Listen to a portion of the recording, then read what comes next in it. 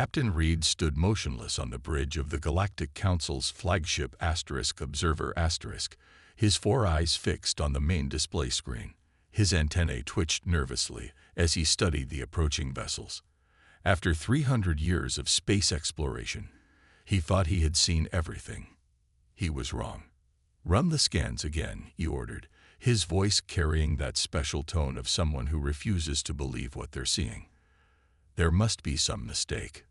The ship's sensor officer, First Tech Wilson, ran her fingers across the control panel.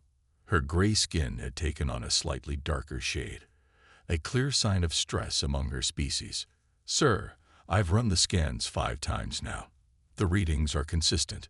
The vessels approaching from the direction of Alpha Centauri defied everything the Galactic Council knew about proper starship design. The energy readings made no sense. Where there should have been clean, efficient power flows, these ships showed dozens of smaller, interconnected systems. Their hulls were thick, absurdly thick by Council standards, with layers that seemed to serve no clear purpose. "Look at these power signatures," Wilson said, zooming in on one of the larger ships. "They're running multiple reactor cores. It's completely unnecessary. The energy inefficiency alone." Reed raised a hand to silence her. "Show me their weapons." The display changed, and the bridge crew fell silent. These strange ships bristled with weapon ports, not just forward-facing as any sensible warship would have, but covering nearly every angle. The power readings suggested they could fire in any direction, at any time. "Impossible," muttered Chief Engineer Brooks from his station. "The power requirements alone would tear the ship apart. And look at these structural readings. They've got redundant systems for their redundant systems. It's like they built the ship expecting half of it to be destroyed." A new alert flashed across the main screen. The strange ships were hailing them. "Put them through," Reed ordered, straightening his uniform. This was still first contact protocol, despite the bizarre circumstances. The screen lit up with an image that caused several crew members to gasp. The being looking back at them was clearly the product of a death world. An upright bipedal creature with forward-facing eyes like a predator. It wore a dark uniform adorned with markings of rank. "Greetings," the creature said, its translation matrix quickly adapting to their standard communication protocols. "I am Admiral Thompson of the United Earth Space Force. We detected your approach and came to welcome you to human space." Reed managed to keep his professional composure, though his antennae were now twitching rapidly. "I am Captain Reed of the Galactic Council Exploration Fleet." He hesitated, then decided directness was the best approach. "Admiral, our scans indicate some very unusual readings from your vessels. Are you experiencing any systems malfunctions we should be aware of?" The human's face changed, showing teeth in what their database would later identify as a smile. "Not at all, Captain. Our ships are operating at peak efficiency. Would you like to come aboard for a closer look? We'd be happy to give you a tour of the UES Thunder." Before Reed could respond, Chief Engineer Brooks burst out. "Admiral, your ship's power distribution makes no sense. The redundancies alone would." "Brooks," Reed snapped, but the human admiral just showed more teeth. "Actually, we'd love to explain our engineering principles. They're quite different from what you're probably used to, but they serve us well. Perhaps we could arrange a technical exchange." Reed looked again at the sensor readings, then at the calm, predatory face on the screen. Everything about these humans and their ships violated the basic principles of space combat that the Council had refined over millennia. Yet here they were, operating seemingly impossible vessels with casual confidence. "We would be honored, Admiral," Reed said finally. "Though I must warn you, our engineers will have many questions." The human's smile grew wider. "Captain, we look forward to them. Sending you docking coordinates now." As the transmission ended, Reed looked at his stunned crew. "Well," he said, "it seems we have much to learn about our new neighbors." The docking tube sealed with a soft hiss, and Captain Reed led his inspection team aboard the human warship UES Thunder. Chief Engineer Brooks followed close behind, his scanner already whirring with activity. The readings only made his antennae twist more frantically. "Welcome aboard," Admiral Thompson said, greeting them at the airlock.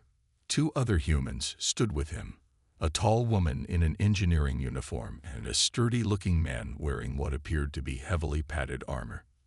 "This is Chief Engineer Mason," Thompson gestured to the woman, "and Damage Control Leader Roberts." He indicated the armored man. Brooks couldn't help himself. "Damage Control Leader? You have personnel dedicated to taking damage." "Of course," Roberts answered with a smile. "Every deck has a damage control team ready to respond 24/7. Would you like to see our training facility?" The alien delegation followed their human hosts through corridors that seemed unnecessarily wide by Council standards. Pipes and conduits ran openly along the walls, clearly labeled and accessible. "Shouldn't these systems be hidden behind panels?" Wilson asked, her scanner hovering over an exposed power conduit. "Why?" Mason replied. "If something gets hit in battle, we need quick access to repair it. Every minute counts when you're trying to keep the ship fighting." Brooks stopped walking entirely. "Fighting. You continue combat after taking damage. That's the whole point of a warship," Thompson said slowly, realizing the cultural gap was wider than they'd thought. "What do Council ships do when damaged?" "We retreat to effect repairs," Reed answered, as if this was the most obvious thing in the universe. A damaged ship cannot fight effectively. The humans exchanged glances. Roberts cleared his throat. "Maybe we should show them the battle simulation room." The next chamber they entered was large and circular, with holographic displays showing the ship's cross-section. As they watched, sections of the ship began lighting up in red. "This is a standard battle scenario," Mason explained. "Multiple torpedo hits to the port side, deck 3 through 7. She pressed a button, and the simulation came to life. The aliens watched in horror as sections of the ship were marked as damage or destroyed. But instead of the simulation ending, dozens of small dots, representing crew members, began moving through the ship. Some worked to contain fires, others rerouted power through backup systems, and still more began immediate repairs even as new damage appeared. "Your crew stays in the damaged sections?" Wilson asked, her voice rising in pitch. "That's what the armor is for." Roberts patted his protective suit. "We can work in vacuum if needed. Each team carries emergency repair kits, and we train to patch hull breaches even under fire." Reed noticed something odd about the simulation. These systems, they're still operating even though their primary power is cut off. "Redundancy," Mason said proudly. "Every critical system has at least 3 backup options. Power can be rerouted through secondary and tertiary conduits. We can lose half the ship's systems and still maintain combat effectiveness." Brooks was frantically taking notes. "But the energy cost, the maintenance requirements, are worth it," Thompson finished firmly.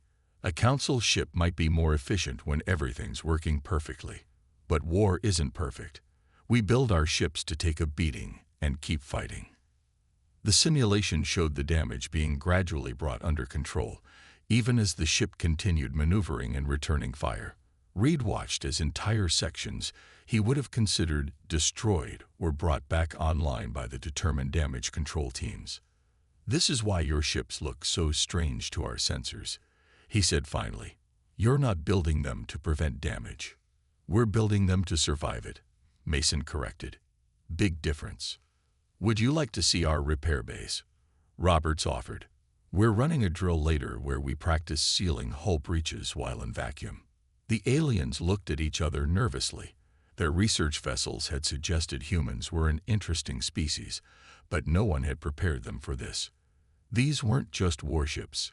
They were floating fortresses crewed by beings who saw battle damage as an inconvenience rather than a defeat.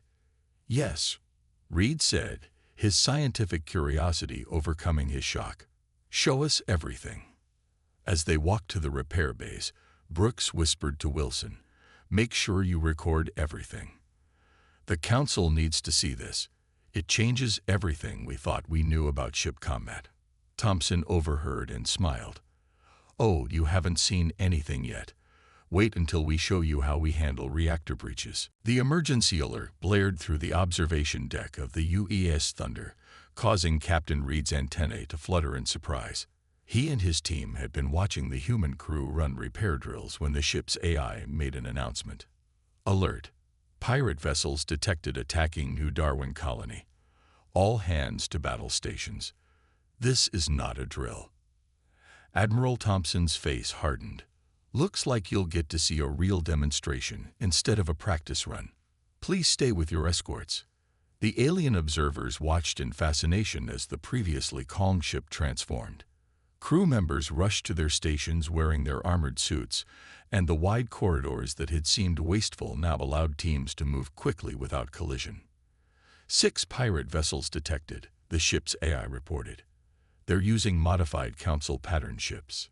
Brooks perked up at this. Council designs. Admiral, those ships are faster and more efficient than. A sudden shift in gravity cut him off as the Thunder executed a high-G maneuver that should have torn a ship of its size apart. The aliens would have fallen if not for the human crew catching them.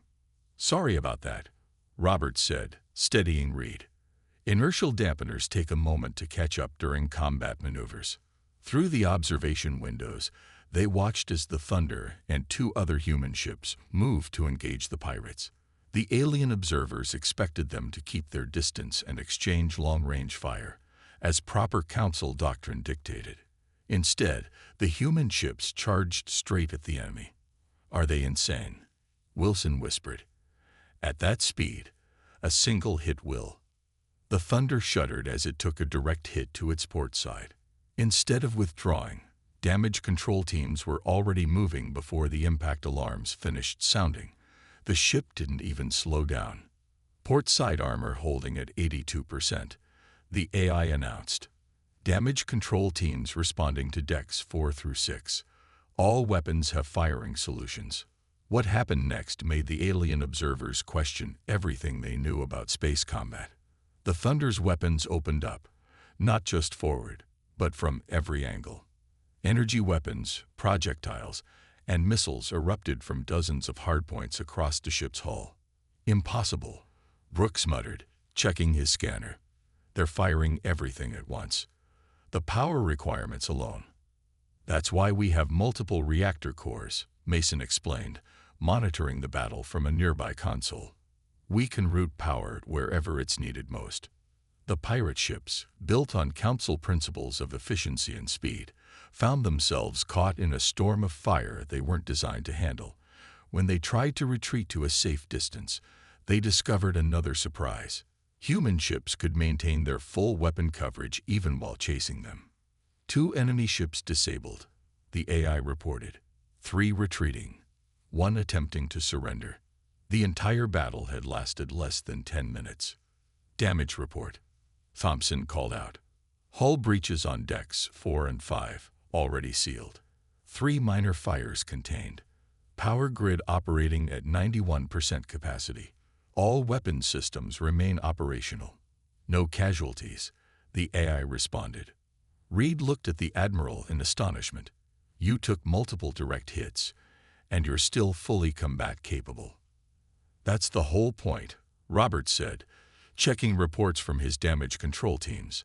Our ships are built to take hits and keep fighting. Those Council-designed ships look pretty on sensor scans, but they're not built for real combat conditions. The aliens watched as human crews efficiently began repairs, even as the Thunder maintained combat readiness. Teams in armored suits were already working on the hull breaches, while others rerouted power and restored damaged systems. I understand now, Reed said slowly. What we saw is design flaws. They're all deliberate. The thick hulls, the redundant systems, the exposed maintenance access. Everything on this ship is designed with one purpose, Thompson agreed. To keep fighting, no matter what. In real combat, efficiency isn't as important as survival. Brooks was furiously taking notes on his pad. The Council's entire approach to warship design. It's all wrong. We've been so focused on making ships that won't get hit, we never considered building ships that could take the hits and keep going." As if to emphasize his point, a damage control team walked past them, carrying repair equipment to the affected decks. Despite just being in combat, they were laughing and joking with each other. "Welcome to how humans fight," Mason said with a smile. "Would you like to see our after-action repair procedures? We have some interesting techniques for patching hull breaches from the inside." The aliens looked at each other, then nodded eagerly. They had a lot to learn about human warfare, and they suspected this was just the beginning. The Mars Station conference room was packed with both human and alien engineers. Holograms of various ships floated above the central table, showing cross-sections of both Council and human vessel designs. Chief Engineer Mason stood at the front, pointing to an old Earth sailing ship. "To understand human warship design," she began, "you need to understand our history. This is HMS Victory, a wooden sailing ship from our year 1765. Brooks raised two of his four hands. "Why study such primitive vessels?" "Because," Mason said, "wooden ships taught us our most important lesson about warfare. You can't prevent damage, you can only survive it."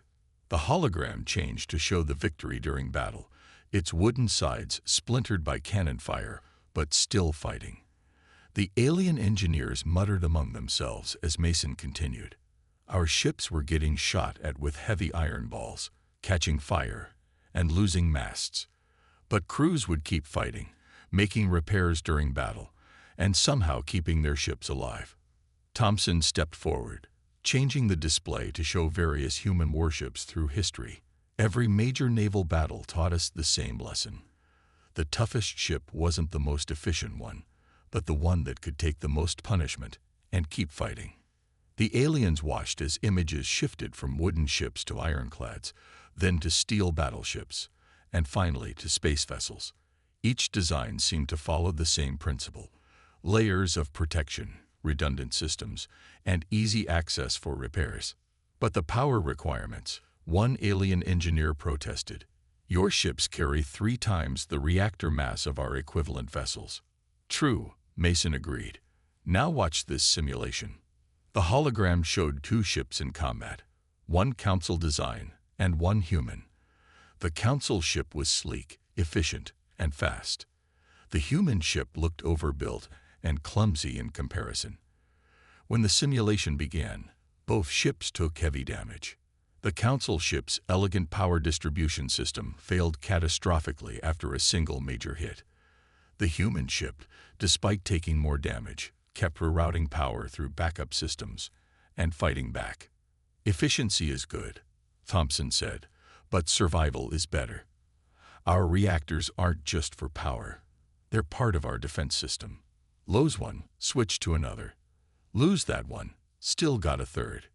Reed, who had been quietly observing, finally spoke up. "Your entire approach to space combat is different from ours. We try to avoid damage completely." "Which is impossible," Mason finished. "In real combat, you're going to get hit. The only question is what happens next." The next hologram showed the internal layout of a human destroyer. Thick walls separated each section, and critical systems were scattered throughout the ship rather than centralized.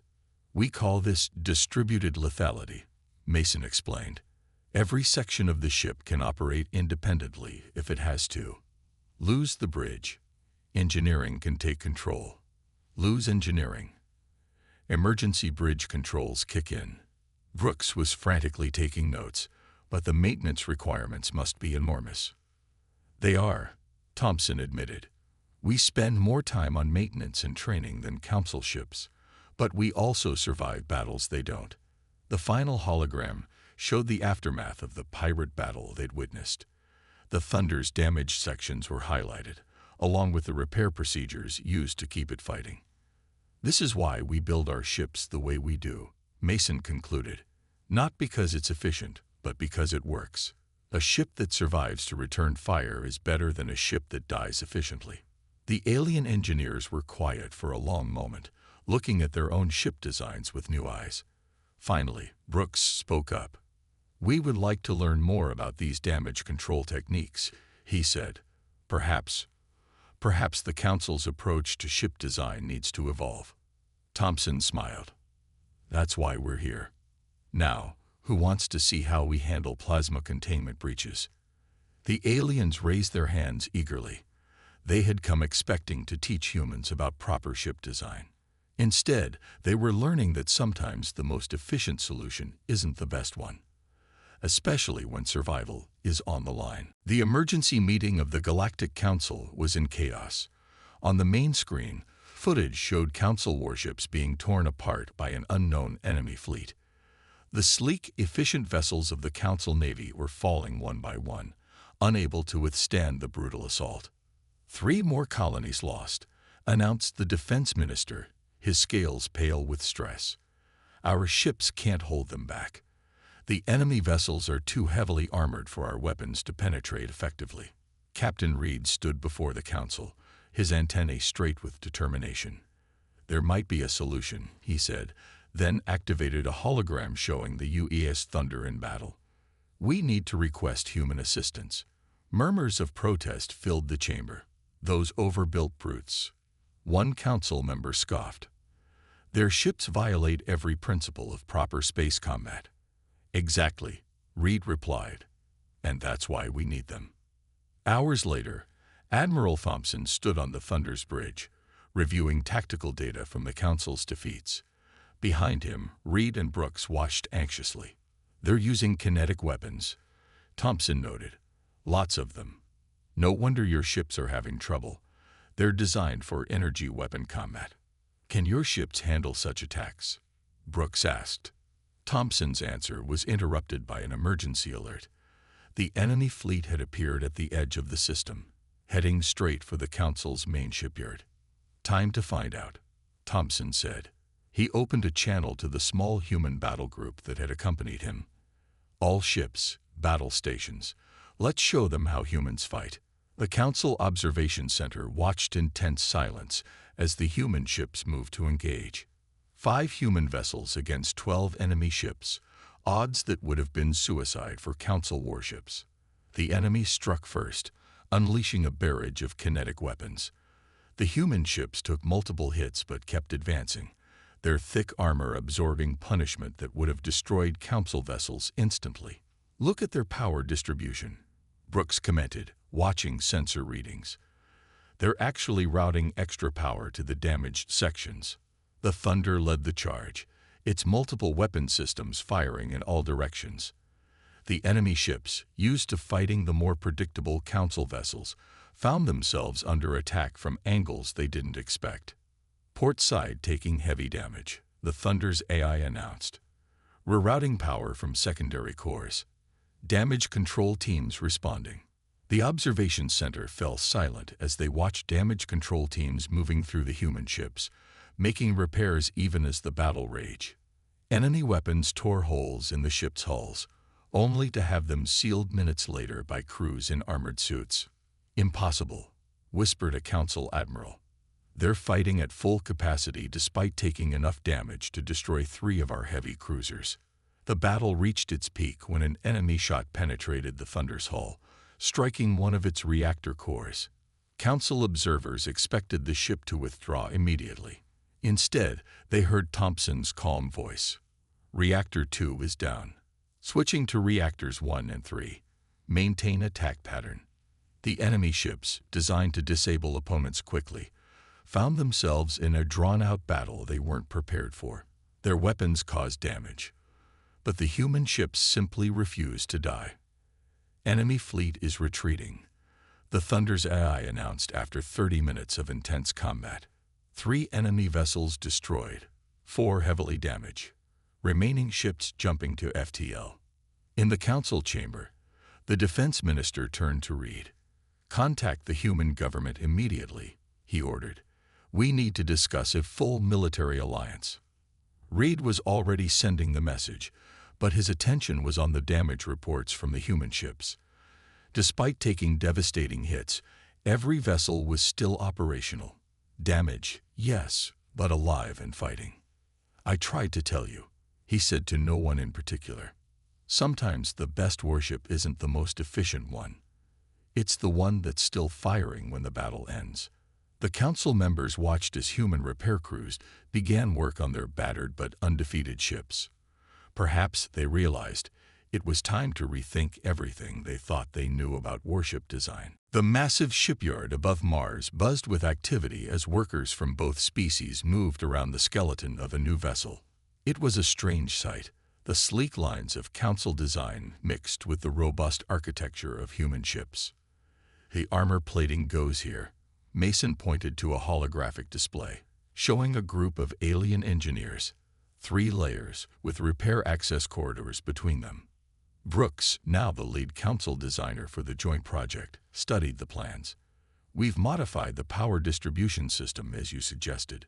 Multiple cores with independent control systems. The ship they were building was something entirely new, a hybrid design combining council efficiency with human survivability. It had taken months of work to merge the two approaches, but the results were promising. "Watch this," Mason said, activating a simulation. The hologram showed their new ship taking heavy damage. Instead of catastrophic failure, the vessel's systems adapted and rerouted power, just like a human ship. But it moved with the grace and speed of a council vessel. "Amazing," Reed commented from his observation post. "6 months ago, we thought human ships were badly designed. Now we're rebuilding our entire fleet based on their principles."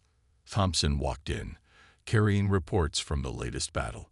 The enemy forces had been pushed back, but they were still a threat. "How long until the first joint battle group is ready?" "The first 5 ships will be operational next week," Mason replied. "We're training mixed crews now." The training area nearby showed the results of their cooperation. Council crew members, traditionally trained to abandon damaged sections, were learning human damage control techniques.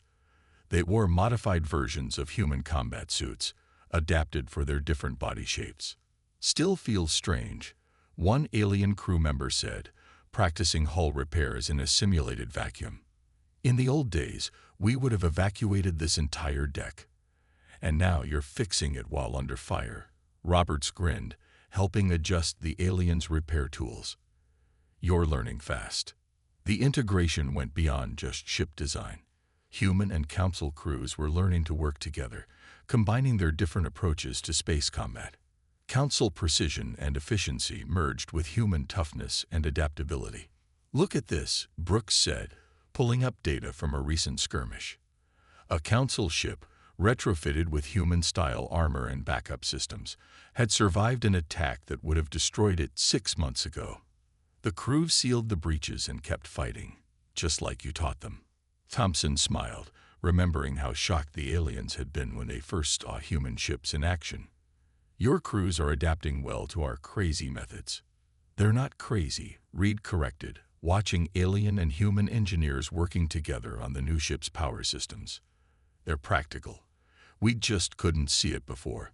The shipyard's main screen showed more vessels under construction. Some were council ships being retrofitted with human systems. Others were entirely new designs. All of them incorporated the lessons learned from both species. "The enemy won't expect this," Mason said, reviewing the battle plans. "They've adapted to fighting either human or council ships. These hybrids will give them a nasty surprise."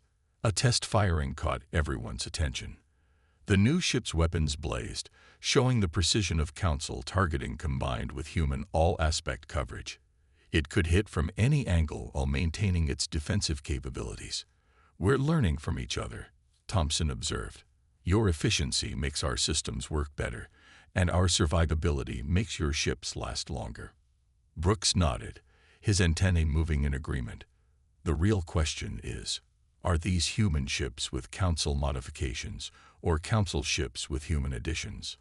"Neither," Mason replied, watching another successful systems test. "There's something new, something better than either of us could build alone." As if to emphasize her point, a mixed crew of humans and aliens walked past, chatting easily about repair procedures and combat tactics. What had started as a shocking cultural clash had evolved into something unprecedented, a true combination of both species' strengths. 1 year after the first contact between humans and the Galactic Council, Captain Reed stood on the observation deck of the newest ship in the combined fleet, the Starforge. Below him, the massive vessel's hull gleamed with the distinctive layer armor that had once shocked him so much. "Remember when we thought human ships were badly designed?" he asked Brooks, who was reviewing performance data on his tablet. "Hard to believe that was only a year ago," Brooks replied, his antennae twitching in amusement. "Now look at us. We're building ships that would have given our old engineers heart attacks." The Starforge was the pride of the new combined fleet. It carried the advanced sensors and precision weapons of Council design, wrapped in the multiple layers of human-style armor. Its power came from 5 reactor cores, a concept that would have been considered insane by Council standards just a year ago. Admiral Thompson joined them, accompanied by Chief Engineer Mason. They had just finished overseeing a battle drill where mixed crews of humans and aliens practiced damage control scenarios. "The new crews are performing excellently," Thompson reported. "Your people have really embraced our repair protocols. And your engineers have helped us make those repairs much more efficient," Mason added. "These new hybrid tools are better than anything either of us had before." On a nearby screen, they could see the results of their latest engagement with the enemy fleet. The hostile forces, which had once threatened the Council's very existence, were now in full retreat. They had never adapted to fighting ships that combined Council precision with human durability. "Look at these combat statistics," Brooks said proudly, displaying a hologram. "Our new ships have a 95% survival rate, even in heavy combat. A year ago, we considered a 50% survival rate acceptable. And they're more efficient too," Mason pointed out. "Your power management systems helped us reduce reactor strain by 30%. These ships hit harder and last longer than anything either of us could build alone." The observation deck's windows showed more ships under construction in the orbital shipyards. Each one represented the perfect blend of both civilizations' technologies. Sleek Council designs reinforced with human survival systems. Human weapon layouts enhanced with Council targeting precision.